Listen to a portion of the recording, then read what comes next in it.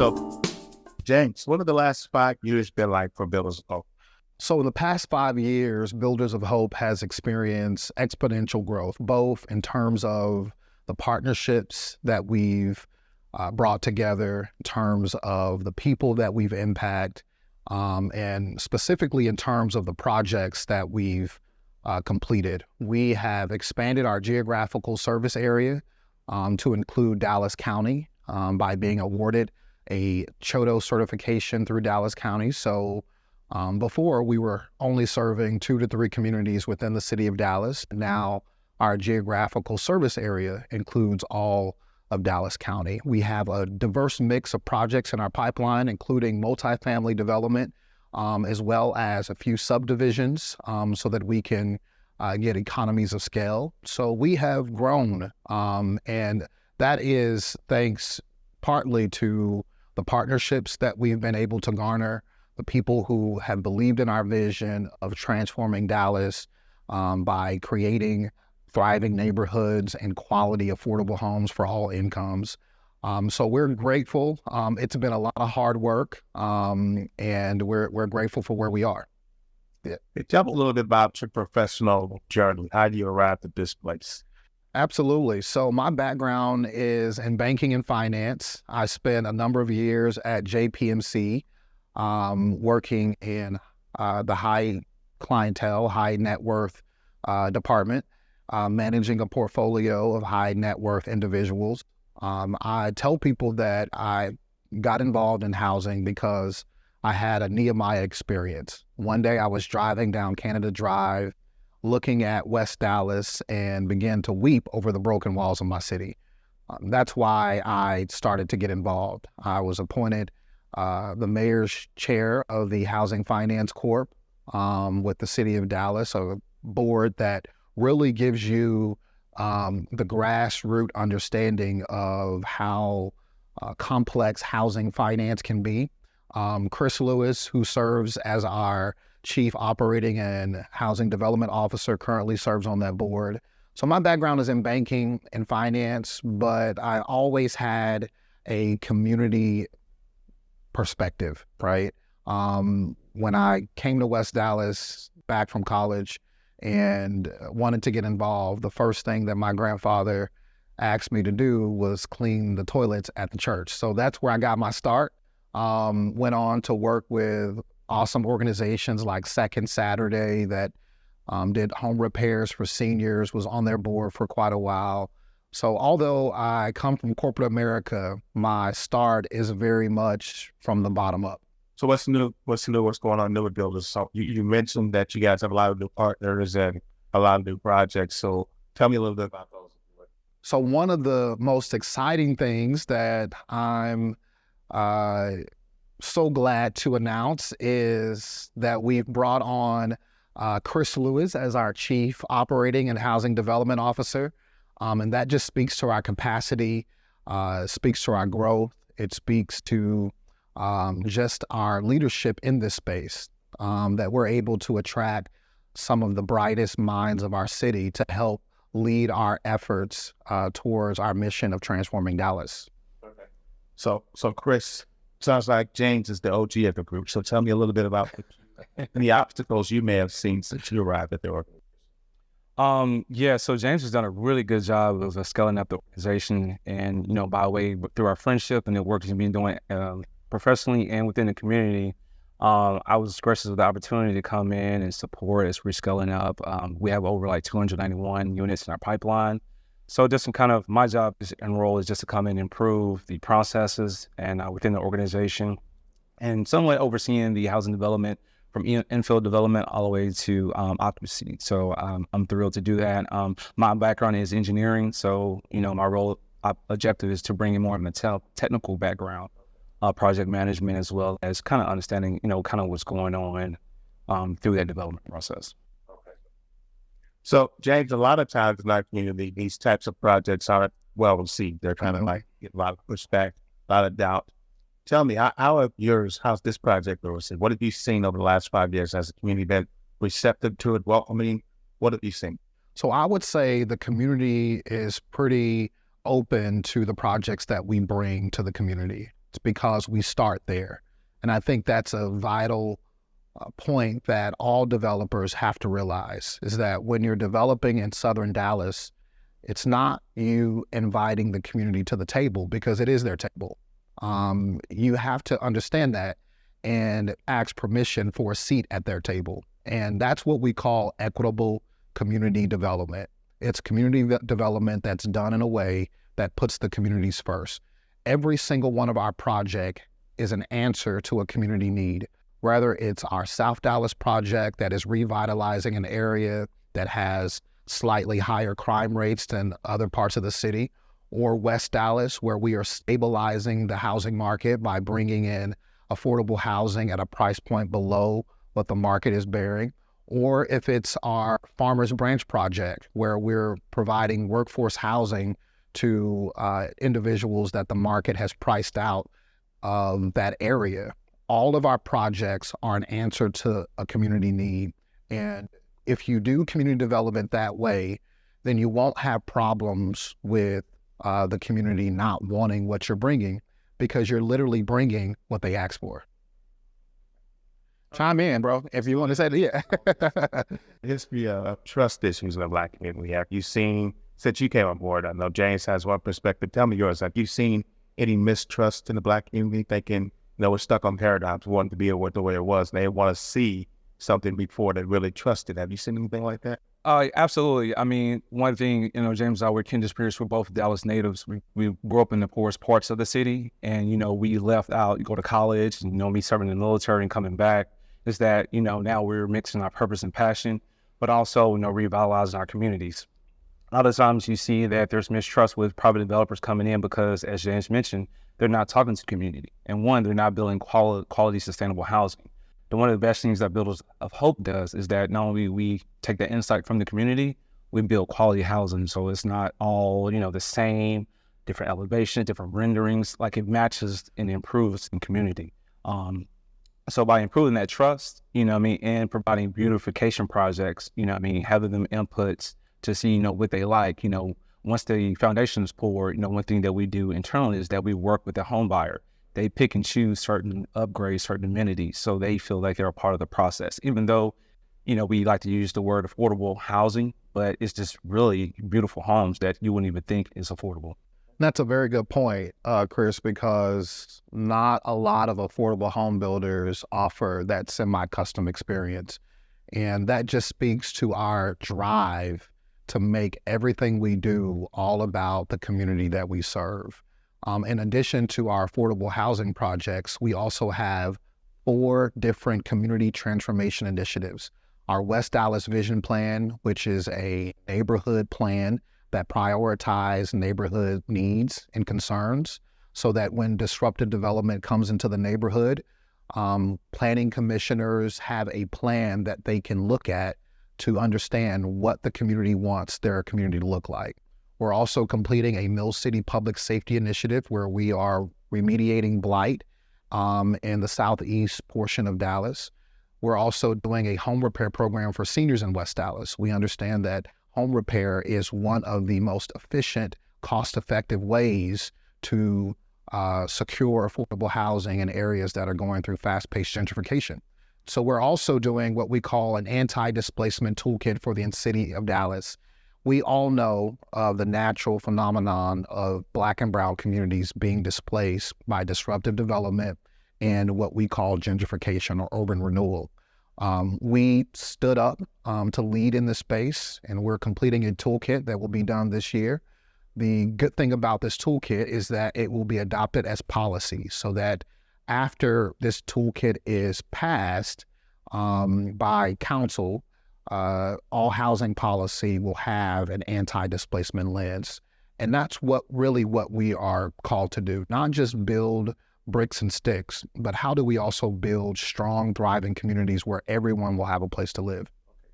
So there's a stigma attached with the word affordability. How do you overcome that? Because affordability, where I come from, is just another word for you can't afford the regular stuff. You know what I mean? So, and it sounds like you guys are building custom homes. Yeah. The stigma attached with the word affordability. So how do you overcome that? Because when you hear it, it's like, okay, almost like projects. Right. Like Right. you're not building projects. I've seen some of the work you guys are doing. Those are Yeah. projects. You know, I would say that affordability is relative, depending on that person's income. If a person is paying more than 30% of their monthly income towards housing expenses, we call that housing cost burden. Even if you're a millionaire, you're paying more than 30% of your monthly income and housing expenses, you are housing cost burden. That means what the house that you are living in, you cannot afford. And so by that standard, everyone needs affordable housing. But I would like to think that we are reshaping what affordability looks like in low-income communities, because we believe that no matter where you are and where you live, no matter what side of the railroad track that you live on, you deserve something safe and something that is of quality. You deserve an asset and not something that will be a future liability. And just to add on to that, I think redefining what affordability means, a lot of times it has that stigmatization that, it's the projects in Section 8. A lot of times we're knowing now, like teachers, firefighters, they can't even afford, nice housing. And as within the African-American community, more people can access to money and trying to figure out how can we help them understand the true value of home ownership and what that looks like. So, when you put all that together, now, with we're doing with Builders of Hope and working with majority, MWBE entities in our constructions is like when they show up in these neighborhoods, they see people that look like them, that represent to them, and seeing that capital being reinvested in their neighborhood through funding that we're receiving through not only city municipalities and also from the state and federal government. You kind of reshaping what those funds look like. Typically, it looks like building projects that we see throughout Dallas, but no, they equate to home ownership, and one of the leading phrases we use is economic mobility as well. So Okay, so the group is in the house. When they see the house going up there, that's not a project. Right. Right. So, guys, it sounds good. Sounds really good. I'm really encouraged and proud of what you're doing. So, how encouraged are you about the state of Black home ownership? So we know that this is a cause of concern, right?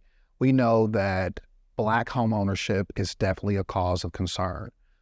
Because of racially motivated policies of the past, like redlining and Jim Crow, we know that Black Americans started way behind everyone else, right?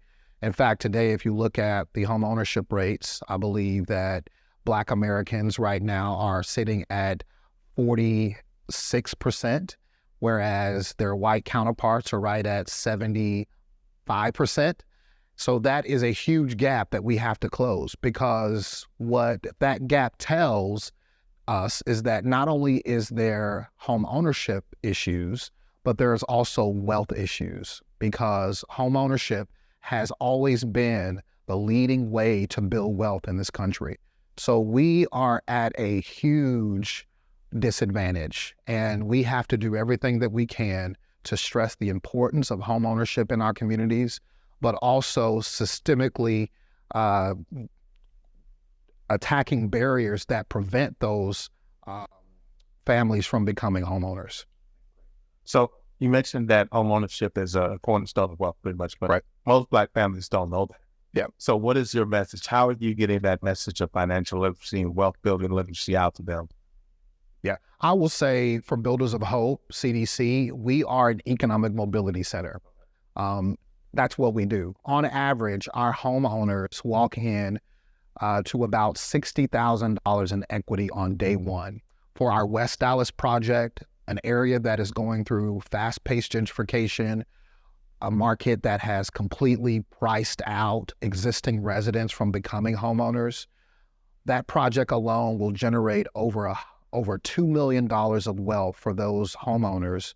Individually, that will equate to about $150,000 of wealth for families. That's the only reason why we do what we do, is to create economic mobility for those families who have been shut out of the economic mobility process and promise that our country and even our state gives, right? We know that Texas has a booming economy, but the truth of the matter is that that prosperity is not being felt by everyone. So we have to do that. We do that through home ownership. There are multiple different ways to do it. Home ownership is one of the ways that we tackle that. Did you want to add something? Just add on to that, I guess we could talk about, sustainability. I think BOH has been around for 25 years, and we're trying to do now to be in place for another 25 years or even longer.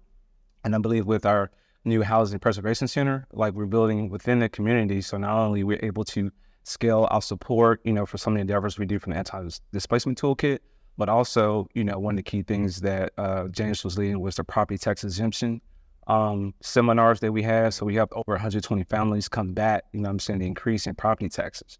Those are some of the programs and initiatives that we're looking to kind of expand on and grow with our new housing preservation center in the heart of below 30 in West Dallas. The truth of the matter is that it's going to take a multi-pronged approach to close that disparity, right?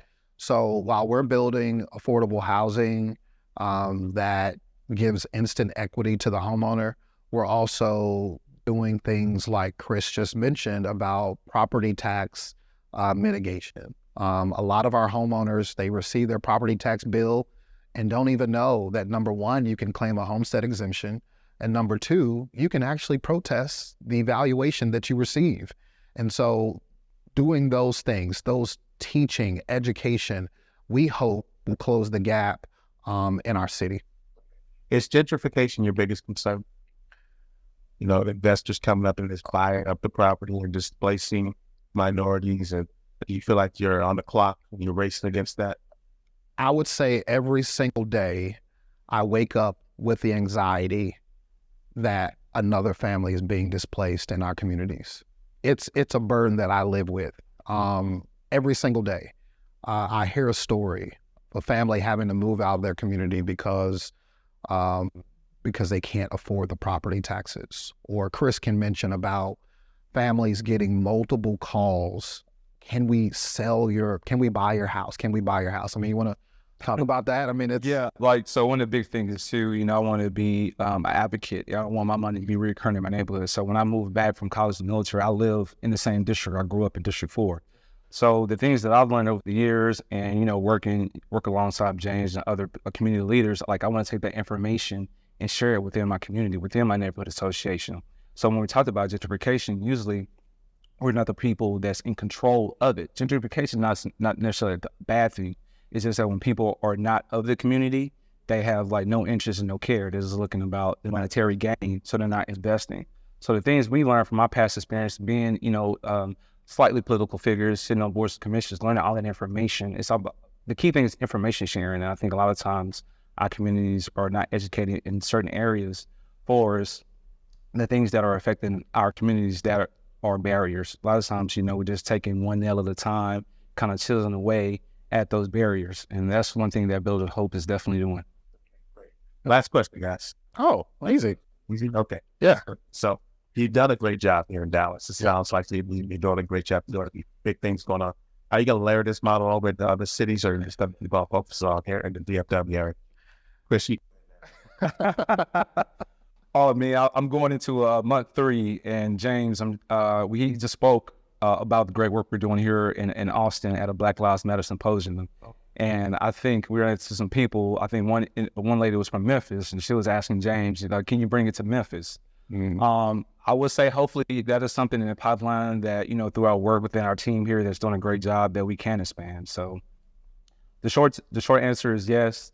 The long-term, answer is that we're working on it. I would say, just echoing that, is, we are in a class of our own. We wish that there were other peers that offer the full services that we offer, so that we could duplicate our model and go somewhere else. But I would say for the next 5 years, we are solely focused on moving the needle in Dallas County. And then and only then will we look at moving it to Houston or Atlanta. And I mentioned those cities not by coincidence, but those are conversations that we are having. People are seeing how our model works. They're seeing what we are doing to build thriving neighborhoods, to preserve existing residents. They are seeing that it works, and they want a part of it. So we definitely are exploring that. But we want to move the needle here in Dallas first. Clean your front porch up. Exactly. Yep. Easy peasy. Okay. Yeah.